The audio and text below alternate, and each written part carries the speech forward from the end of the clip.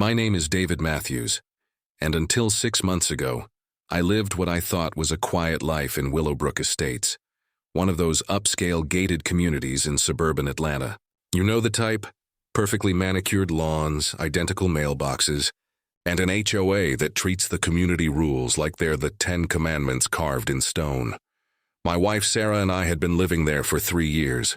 Sarah worked as a pediatric nurse at Children's Healthcare, one of those angels who spent 12-hour shifts caring for sick kids. I ran a small consulting business from home.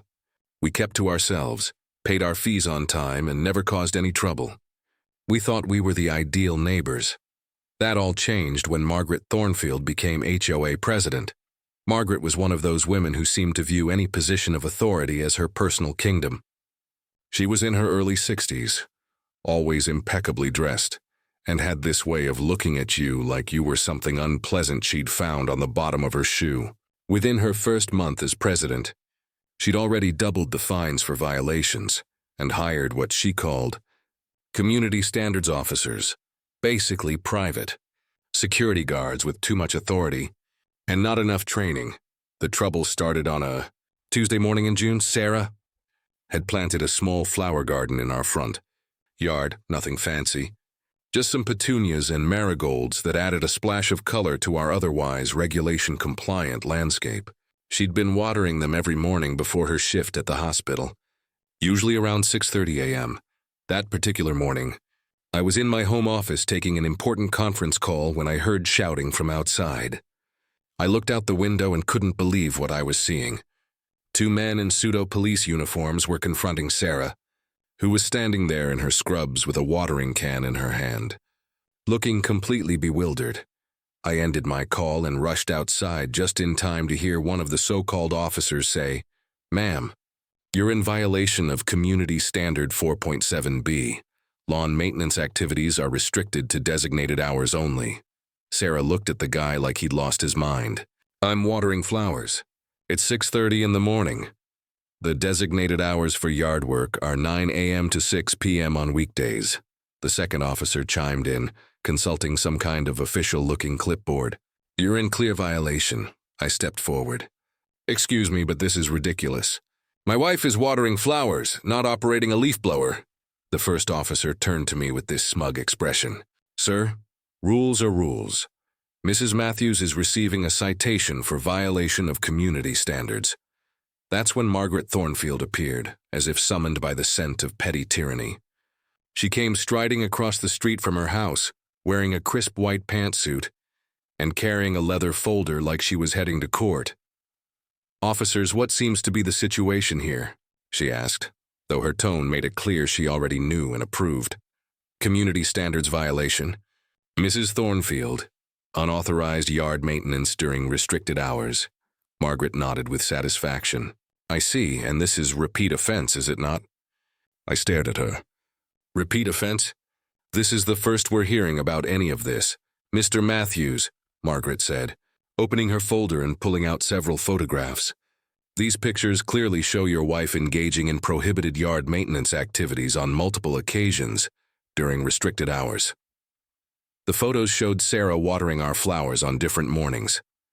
Someone had been watching our house, photographing my wife doing nothing more sinister than keeping our flowers alive. Sarah's voice was quiet but firm.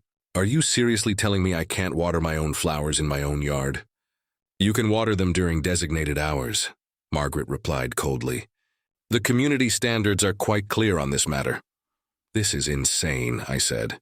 "Show me where in the HOA rules it says watering flowers counts as yard maintenance."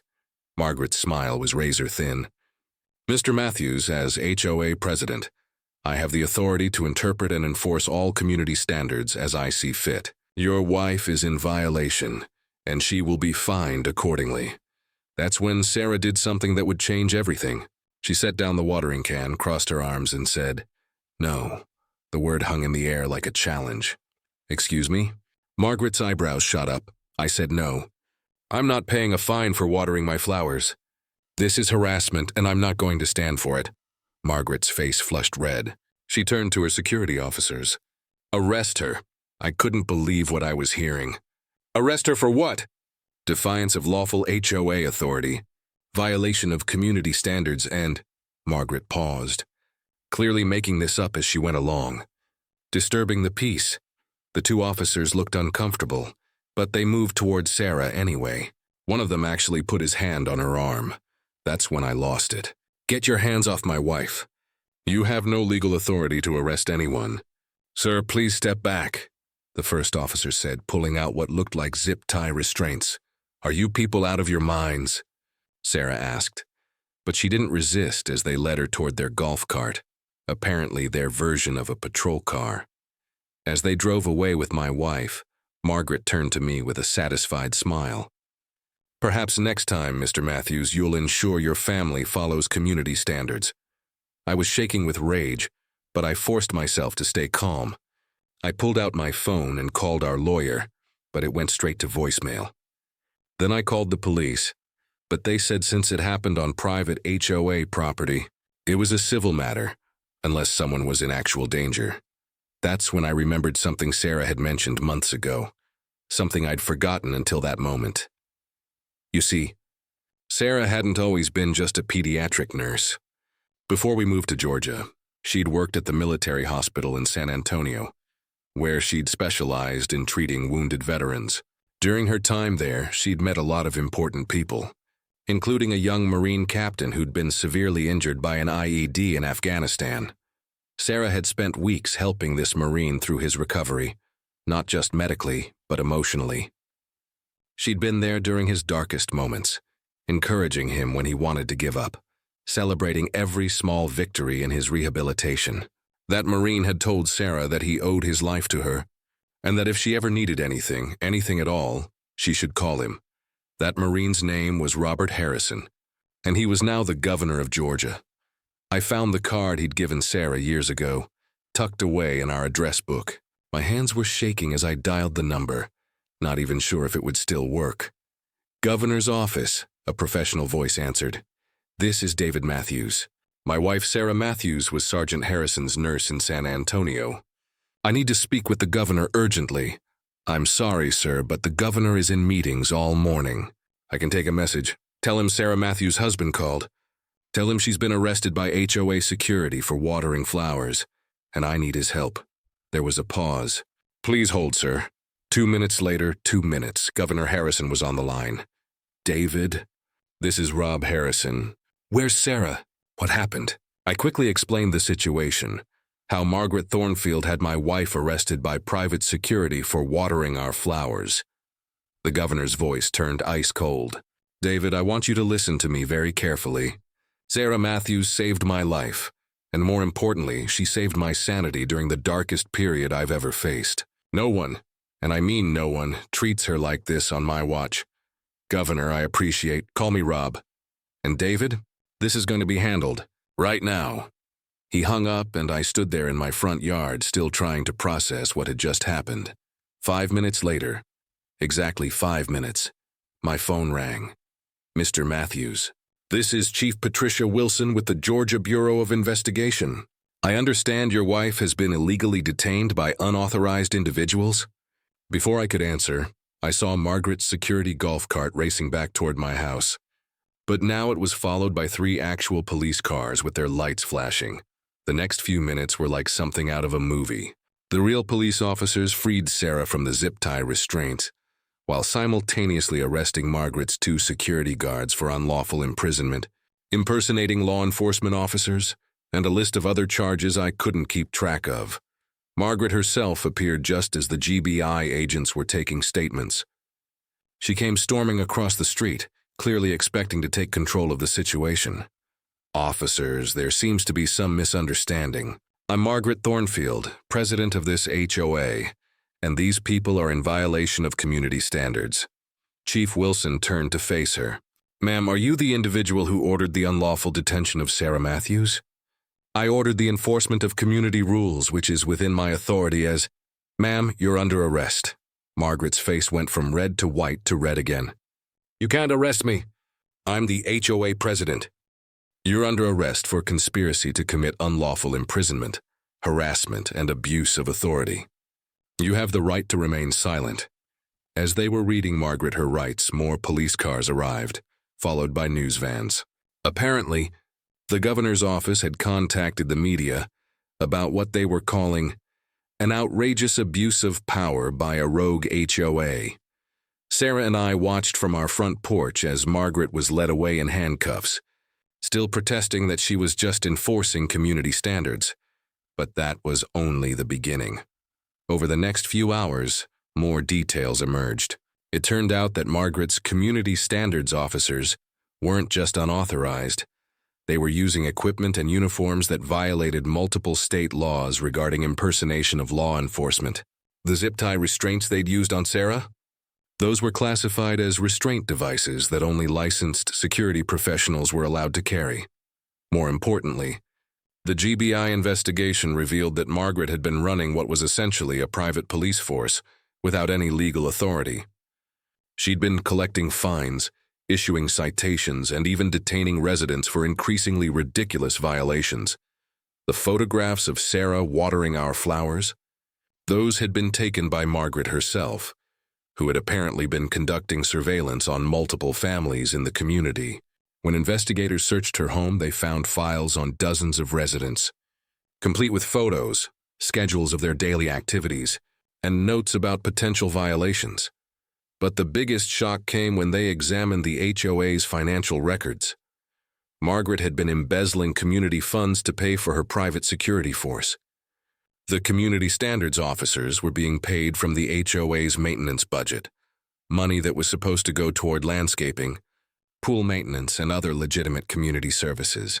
Even worse, she'd been fining residents for violations of rules that she'd made up herself. The restricted hours for yard maintenance, not in the original HOA charter. The requirements for specific types of mailboxes, house numbers, and even doormat colors, all invented by Margaret to generate fine revenue. Over 3 years, she'd collected more than $40,000 in illegal fines from residents who thought they had no choice but to pay. The story exploded across social media. Videos of Margaret being arrested went viral, with captions like "HOA Karen finally gets what she deserves," and "When keeping it real goes wrong." The local news ran the story for a week straight, interviewing other residents who'd been victimized by Margaret's reign of terror. But the most satisfying moment came 2 days later, when Governor Harrison himself showed up at our house for a personal visit. Sarah was in the garden, actually watering her flowers, when a black SUV pulled up.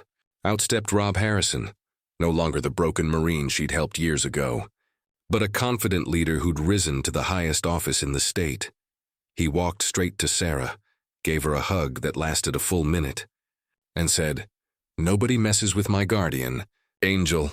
Then he turned to the growing crowd of neighbors and news cameras and made an impromptu speech that would later be quoted in newspapers across the country. This is what happens when petty tyrants think they can abuse good people.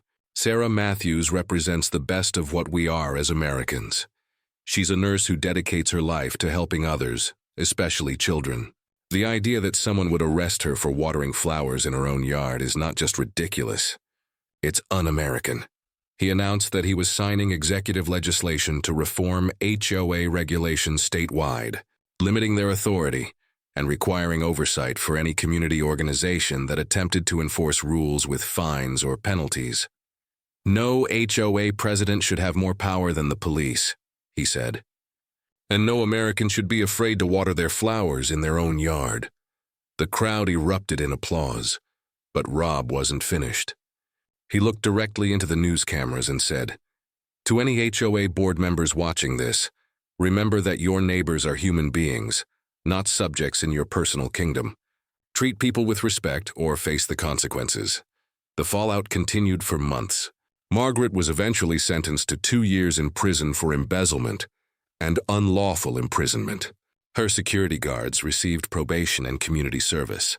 The HOA's insurance company settled a class action lawsuit brought by residents who'd been illegally fined, paying out over $200,000 in damages. Most importantly, the community came together to elect a new HOA board committed to reasonable rules and respectful enforcement. The new president was actually Mrs. Chen from down the street, a retired teacher who believed that neighbors should help each other, not terrorize each other.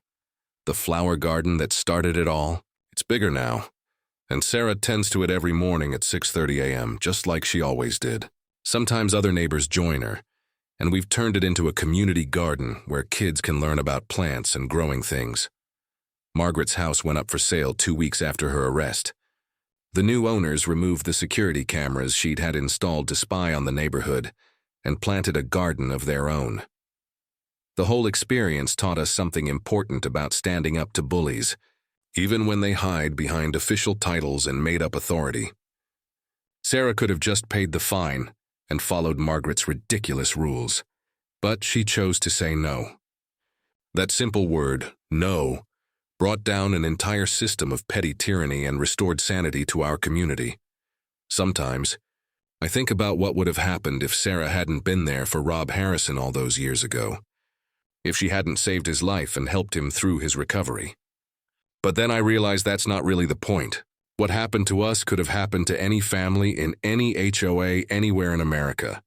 The point is that good people shouldn't have to know a governor to be treated with basic human dignity. Rules should make sense. Authority should be exercised with wisdom and restraint.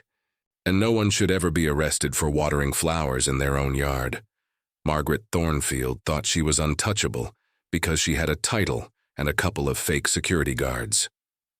She learned the hard way that real power comes from treating people with respect, not from terrorizing them with made-up rules and petty fines. And that's how my wife got arrested for watering flowers. And 5 minutes later, the governor called in fury. If you enjoyed this story of HOA justice served, make sure to hit that subscribe button and ring the notification bell. We've got more incredible HOA horror stories and revenge tales coming your way every week. Have you ever dealt with a power-hungry HOA president like Margaret? Share your own experiences in the comments below. You never know. Your story might be featured in our next video. Remember, sometimes standing up to bullies means just saying one simple word: no. Thanks for watching HOA Havoc, and I'll see you in the next one.